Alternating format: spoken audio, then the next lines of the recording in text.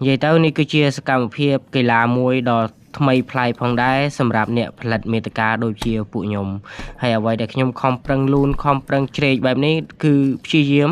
ស្វែងរកអ្វីដែលថ្មីប្លែកកន្លែងណាដែលមើលទៅចម្លែកប្លែកៗអញ្ចឹងដើម្បីចែករំលែកឲ្យបងប្អូនទាំងអស់គ្នាបានឃើញចៃដន្យលូនឃើញអ្នកក្រៀកអីទៅឬក៏ឆ្អឹងដៃណូស័រអីមិនទៅ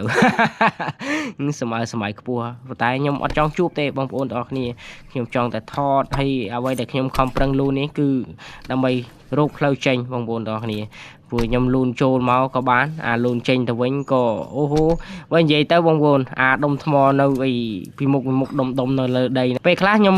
លើកជើងមិនត្រូវបច្ចេកទេសមិនត្រូវប្លង់បុកតើបងប្អូនឥឡូវឈឺក្បាលជង្គង់មកហើយគឺវាបុកក៏លូនដើម្បីឲ្យយកកម្លាំងចេញហើយនេះគឺជាមិនតាន់ដល់ផ្លូវចេញទេបងប្អូនគ្រាន់តែដល់កន្លែងដែលយើងអាចឈប់សម្រាកដកដង្ហើមអង្គុយបានបងប្អូនទាំងអស់គ្នាក៏ប៉ុន្តែផ្លូវចេញគឺយើងត្រូវតែបត់ឡើងទៅលើម្ដងទៀតហើយនេះឯងគឺជាផ្លូវដែលយើងលូនចេញចូលគឺទៀបបែបនេះឯងនិយាយទៅកម្ពស់ខ្ញុំខ្លួនប្រហែលជា3 ទឹកបងប្អូនទាំងអស់គ្នាឲ្យតែខ្ញុំចូលក្បាលរួចខ្ញុំលូនប៉ុន្តែឲ្យជាប់គឺអូខេខ្ញុំមិនអាចនិយាយបានទេមិនដឹងថាថ្ងៃណាមួយវាអាចនឹងជាប់មិនដឹងណាប៉ុន្តែនៅពេលបច្ចុប្បន្ននេះខ្ញុំគិតថាខ្លួនខ្ញុំវាតែប៉ែតហើយមិនមានធំហ៎អញ្ចឹងចេះតែជ្រែកបានជ្រែកទៅលូនបានក៏លូនទៅហើយនេះក៏សារៈយកខ្យល់ដង្ហើមបន្តិចហើយយើងតែចាប់ផ្ដើមធ្វើដំណើរនិយាយទៅប្រហែលជាមិនជាវែងឆ្ងាយទេបងប្អូនប្រហែលជាជាង10 ម៉ែត្រទេបងប្អូនផ្លូវលូនចូល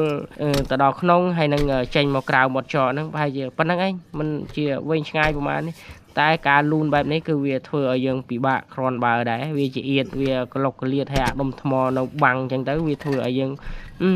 អាចជួបបញ្ហាបន្តិចបន្តួចដែរដោយបងប្អូនឃើញអញ្ចឹងខ្ញុំចូលចិត្តណាស់អាក្លុកក្លៀតបែបនេះហើយតំបន់ដែលខ្ញុំចូលបងប្អូនអើយ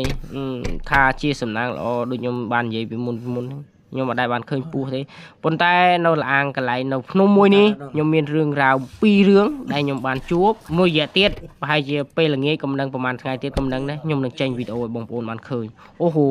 អ្វីដែលខ្ញុំខំប្រឹងតាមដានទៅខ្ញុំចង់ឃើញមែនទែនព្រោះវាជួបអូខ្ញុំនិយាយឲ្យខ្ញុំព្រឺក្បាលបងប្អូនក្នុងសកម្មភាពខ្ញុំកំពុងតែលូនបែបនេះឯងបងប្អូនអ្វីដែលខ្ញុំបានឃើញគឺ2ប្រភេទហើយតែកន្លែងខុសៗគ្នាបងប្អូនឥឡូវយើងមកនិយាយនិទានរឿងប៉ុណ្ណេះហើយឥឡូវយើងមកដល់ច្រកមាត់ចេញហើយហ្នឹងហើយតើមកស្ដាប់សលេងពិតពីសកម្មភាពពីការដកដង្ហើមរបស់ខ្ញុំតើខ្ញុំហត់ឬអត់ចោលចេញវិញអូនេះផ្លូវនេះឯងវិញតែផ្លូវនេះឯងអូខេ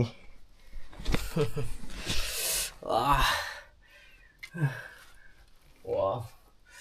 ដល់ច្រកចេញវិញហត់ហើយអូយអូខេវីដេអូនឹងមានតែប៉ុណ្ណឹង